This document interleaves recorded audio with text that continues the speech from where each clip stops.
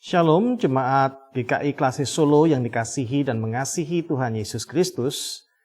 Hari ini bersama saya Pendeta Lukas Aditya Arianto Sudarmadi dari GKI Coyudan, kita akan merenungkan Sabda Tuhan melalui kitab Amsal pasal 21 ayat 10 sampai dengan ayat yang ke-14.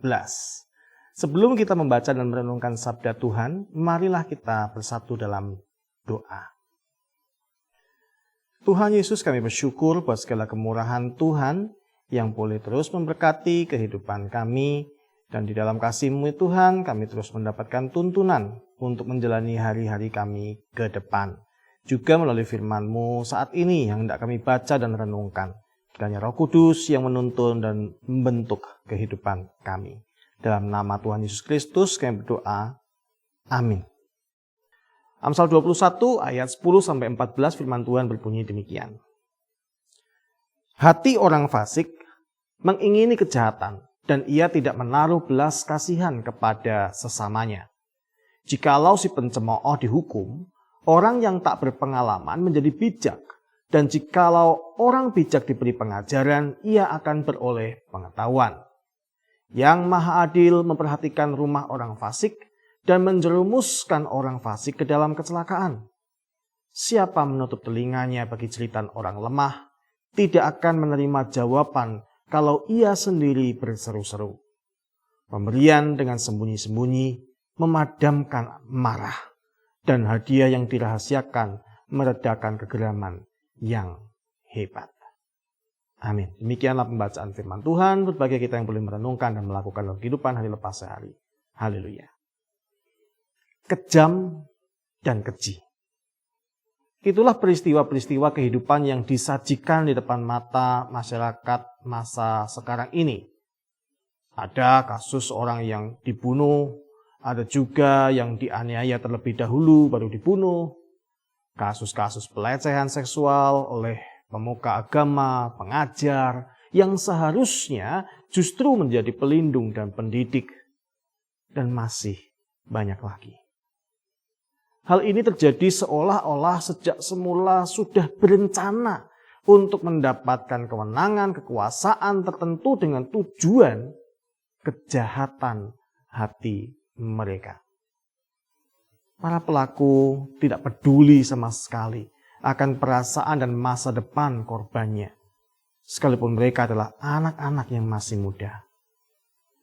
Para korban dihancurkan oleh karena tindakan para pelaku yang kejam dan keji. Dan bahkan seringkali tidak merasa bersalah ketika tertangkap dan dihukum. Jadi benarlah perkataan Amsal. Hati orang fasik mengingini kejahatan. Dan ia tidak menaruh belas kasihan kepada sesamanya. Hati nurani mereka sudah mati. Dan lupa bahwa Tuhan yang Maha Adil sesungguhnya melihat perbuatan mereka yang tersembunyi itu. Dan kedegilan hati mereka akan membuat mereka terjerumus dalam rancangan celaka si jahat. Lalu bagaimana dengan kita yang melihat hal-hal ini terjadi? Pedih, perih, nyesek rasanya. Tetapi sekalipun demikian, kita diingatkan agar menjadikan semua ini pengetahuan dan pelajaran yang membuat hati kita bijak.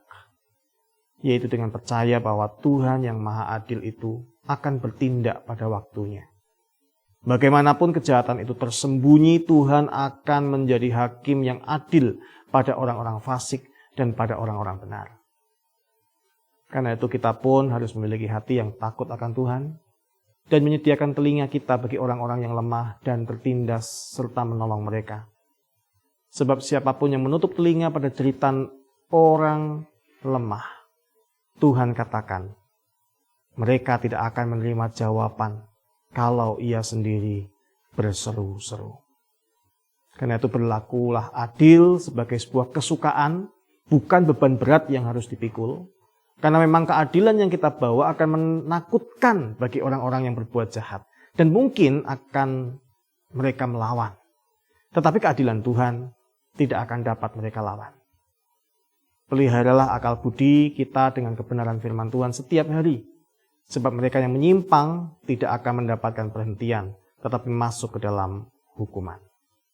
Tetaplah berlaku benar, sekalipun kita diperlakukan tidak benar. Sebab Kristus Yesus pun tetap melakukan kebenaran kasih Bapa-Nya, sekalipun umat telah berlaku tidak benar dengan menyalibkan Dia oleh perbuatan dosa umat manusia. Namun pada akhirnya Kristus Yesuslah yang menjadi hakim yang maha adil. Dan tidak akan ada orang fasik yang dapat bertahan di hadapannya. Karena itu tetaplah pelihara akal budi dengan setiap kebenaran firman Tuhan yang telah diteladankan di dalam Yesus Kristus bagi saudara dan saya. Amin. Kiranya Tuhan menolong kita semua. Mari kita berdoa. Terima kasih Tuhan apabila kami boleh diingatkan untuk tetap berlaku benar, sekalipun mungkin orang memperlakukan kami dengan tidak benar. Karena kami tahu kami punya Tuhan Allah yang maha adil, dan tidak ada seorang pun yang dapat melawan Engkau. Karena itu Tuhan, biarlah kami pun tetap belajar berada di jalan yang Engkau tunjukkan, yang telah Engkau teladankan dalam Kristus Yesus, dengan terus melakukan apa yang benar di mata Tuhan.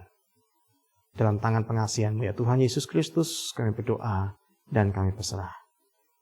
Amin. Tuhan Yesus memberkati.